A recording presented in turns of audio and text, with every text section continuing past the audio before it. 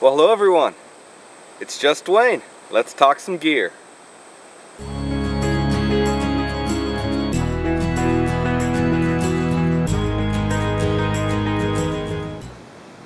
Okay, let's talk about suspension. There's different ways that different folks have done suspension on the bridge hammocks. Grizzly Adams, Professor Hammock, he tends to use webbing, and it's wider, it's heavier, but I think it's more comfortable whenever you try to sit in the chair. You know, sit in the hammock as a chair. The webbing is easier against your legs and your back. I will tell you that this is very hard. I was told that it would be, and it is. But I have my hammock chair, my camp chair that you've seen in an earlier video, and so it's not like I really use my hammock to sit in. I tend to sit in that, so that's fine. I wanted to save the weight. So what I used for the arc suspension on the bridge is Samson AS78 1/8 inch. It's rated at 2,600 pounds of strength, so that seems to be pretty good. And then for the triangle suspension and the whoopee slings, I used the Samson AM Steel Blue 7/64. It's got a 1,600 pound strength, so that's worked out well. That's what I use as far as that goes. Now, from watching Grizzly Adams's videos, he uses a diamond head knot on his suspension. What he does is he actually creates a cord shackle almost with a diamond head knot and a loop that he can stick through his webbing and essentially create this end on his, because remember, he uses the webbing, I'm using the line. So what I did was I just made it up a second piece about 10 inches long, tied the diamond head knot on, and then buried, you know, the 10 inches or whatever was left inside there.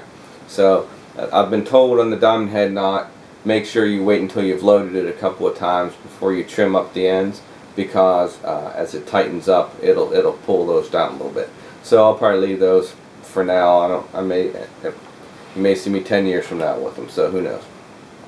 But what Professor Hammock came up with, and you can see how to make it pretty well on his video, so I'm not going to recreate that here. But what he did was he created this opening bit on the end of his line, and then he had a 2.5 inch section that looked just like this, but that you could feed this opening. Okay, so you can make this loop nice and big. You can get it over the diamond knot, and then you can cinch it up. Well, I realized I didn't need that much, and if I was potentially clever about it, I might be able to use that to solve my spreader pull problem. So what I did was, this is a 1/2 inch. Whenever I measured it off, I measured that off 1/2 inch, and then the next bit is 3/4 inch, and then I did a locked Brummel, and then I buried the rest. Okay, so that way I can just, as you can see, you know, it's that way kind of from its natural state, and if you just pull this, you get a bigger loop, and that's big enough, barely, but it's big enough. And again, this isn't something I do all the time, for me to slip that over that diamond's head knot and then tighten it up. And when it's tightened up around the diamond's head knot, it gives me just enough of a loop to fit, we'll show it here because it's got the washer on it, to fit the end of my spreader bar into it. And so I just essentially did that on both sides. Now, getting all this knot building stuff and getting all the splicing, and that took me a little bit of time to figure out how to do, and trying to figure out exactly how I wanted to do it in my mind took a second. So I know it seems a little complicated here right now. Let me try to separate this out so that we can see exactly what's going on. So what we have is a the end of the bridge.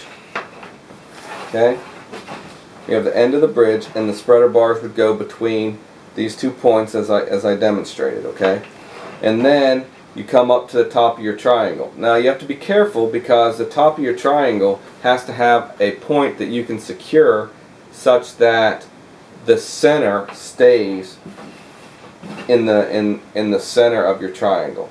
In other words, you can't just run a cord through it, because if you do, if you start to tilt in the hammock, the whole thing will slide, you know, cattywampus. It won't be straight. So you have to have some way of making that straight. Well, the way I went ahead to do that was I created 2 sets of lines. This particular end is the triangle is 25 inches on this one, and on the shorter end is 18 inches. So there's a formula. It's supposed to be no less than 75% of the spreader bar length. So I basically just did that math. I got a 32-inch spreader bar on the head. I got a 23-inch spreader bar on the foot. I did the math, and that told me how big to make these triangles. So I didn't want to mess around. I toyed with, you know, splicing them together and splicing them to the whoopee, and that frankly just turned out to be more trouble than I wanted it to be. So what I did was, on this, for example, on the 25, I took a length that's 25 plus 9 inches for the soft shackle plus 6 inches for doing the diamond head knot, because that was just from my experience in toying with it. 6 inches gave me plenty of extra, so that's what I went with.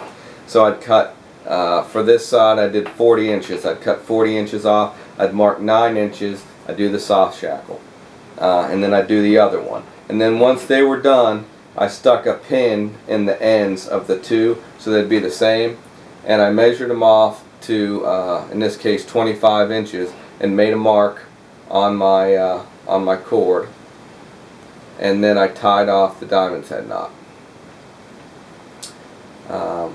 So once I had the diamond's head knot tied off there,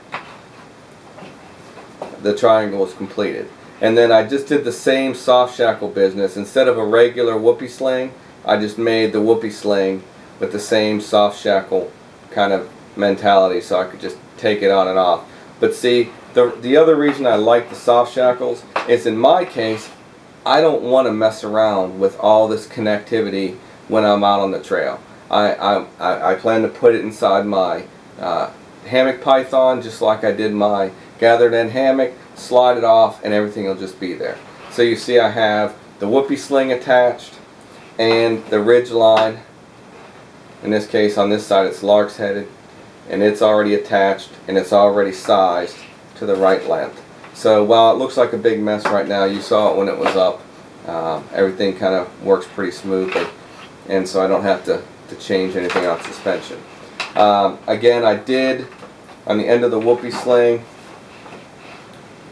I did create the splice, the whipping splice that Professor Hammock had in. I like that idea on the whoopee slings in general.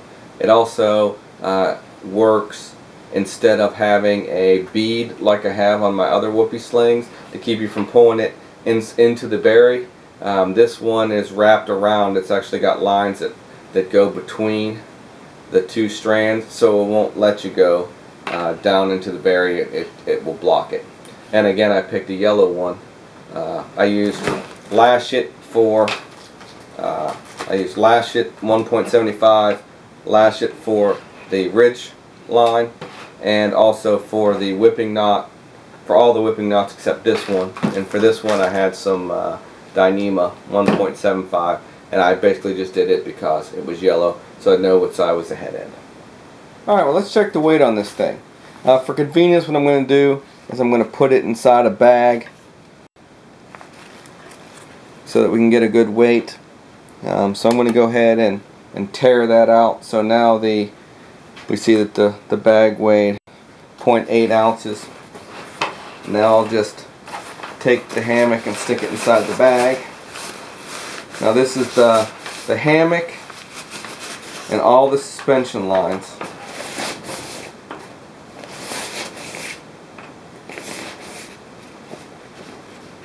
and that weighs 8.9 ounces. I'm going to go ahead and add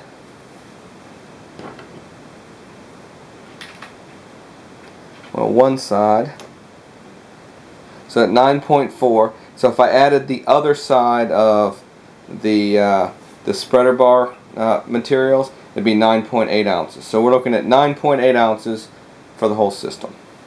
Okay, well, one of the things I've learned is it's a little bit hard to sit. If I turn around and try to sit in, one of the things I found a little bit easier. One of the things I found a little bit easier for me is if I grab it like this and kind of lay into it, almost like I'd lay into a bed. Obviously, still need a little bit of work, but I was hoping to be able to lay flat and sleep on my stomach. But I pretty much can do that. Probably try to sleep in it tonight and see how it works.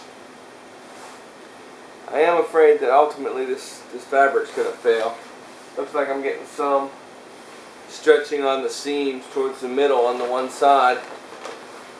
So I don't know if that'll keep growing or not. But we'll give it a shot. So all in all, it's an interesting project. And hopefully it'll work for me when I get outside. I mean, it's working on this limited testing right now. All the supports seem to be holding up well. And the tension seems fine, and I get a nice flat lie. So we'll give it a shot on the outside and see how it goes. So there you go. That was my experiment with the Bridge Hammock. I'm real happy with how everything turned out. I think I'll tweak some things to get it right in the long term, but it's been a good project. Unfortunately, I think the material that I got is not the right kind of material. I need to keep looking online. Unfortunately, on the different threads, TeeDee and some other folks recommended some fabric, and when I'd go to the links that they provided, they didn't have the fabric, at least by that name, available. So I'm going to keep looking around there and try to find something that'll work. I have a better idea now, I think, of what'll work. So it was useful as far as that goes. Even though this fabric probably won't be the ultimate one I use. I mean, it's holding up for now, and I'm going to test sleep it tonight. I don't think it's going to fail right away. I just don't think it's going to be durable for the long haul. And I would be hesitant to take it on a multi-day trip, not knowing that it would make it the whole way. I have a feeling that it'll fail before too long. But I think it'll make it, for a couple of nights, and it'll let me validate the concept of the Bridge Hammock and make sure that it does work for me.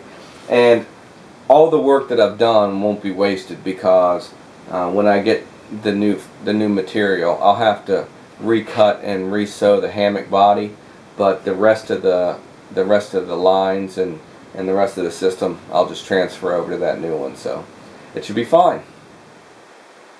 So anyhow, I'm AmJustDuane. Thanks for coming along on my project, and look forward to seeing you again on the trail.